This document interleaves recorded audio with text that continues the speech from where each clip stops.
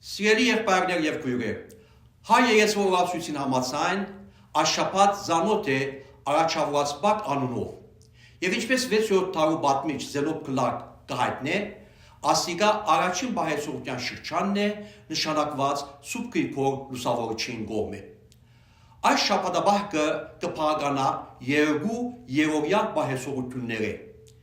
Առաջին Գիրագի Ռեգոյեն մինչև չորեքշաբթի առավոտ եւ երկրորդ չորեքշաբթի Ռեգոյեն մինչև շաբաթ առավոտ։ Առաջին երեք օրերը հիշադակ են Հովնան մարգարեի գետ սուգի փորին մեջ գտնվելուն, իսկ հաջորդ երեք օրերը Նինվեի քաղաքացիներուն վրա որոշված բահեցողության։ Շաբաթ օրը նվիրված է Սուրբ Սարգիս Զորավարին, իր զավգին Մարգդիոսին եւ 14 նահատակ զինվորներուն,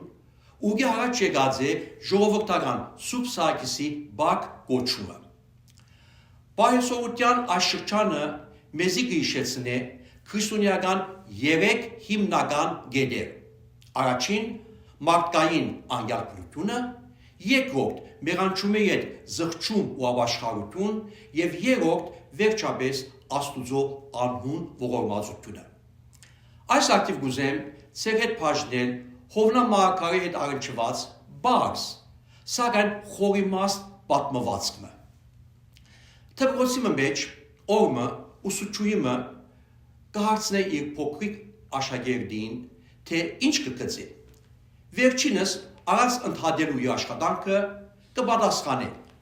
Հովնան մարգարեն գետսուգի փորին մեջ։ Ուսուցչուհին փորձելով առանց վիրավորելու զգացումները եւ թաստիռակել աշակերտուհին, որ ամենայն ժրաչանությամբ կփորձեր ավարտել իր գործը, մեղմությամբ կսե անոր։ Վստահ եմ գիտես, թե ինչ որ կգործես եւ կգծես բարձ առասպել մնե եւ ոչ ավելին։ Աշակերտուհին լրիվ զարմացած այս փաստաթղթության վրա քնխովեր ակնելով գսե. բայց օբյեկտ, ես կարդացած եմ իմ սուրբ գրքիս մեջ։ Ուսուցչուհին շփիդով կփորձի համոզել զինք, թե իրական կարծած իր պատմությունը բարձրապես փոխապերական իմաստ ունի։ Աշակերտուհին անկարող լալով համոզել ուսուցչուհին, բայց նաև առանց տեղի տալու իր հաստատ համոզումը եւ հավատքը, գսե. շատ լավ ուրեմն, երբ դրախտ երթամ, կհարցնեմ իրեն, թե ինչ է ճշմարտությունը։ Թաստիռակը անակնկալի քալով այս հաստատում են, քիչ մը հեգնական երբով կընթիմախոսե։ Հաբա եթե Հովնան դրախտի մեջ չէ եւ դժողքի մեջ է, ինչ պիտի անես։ Աշակերտը անհայլալ կպատասխանե. այդ բաղաքային օբյեկտ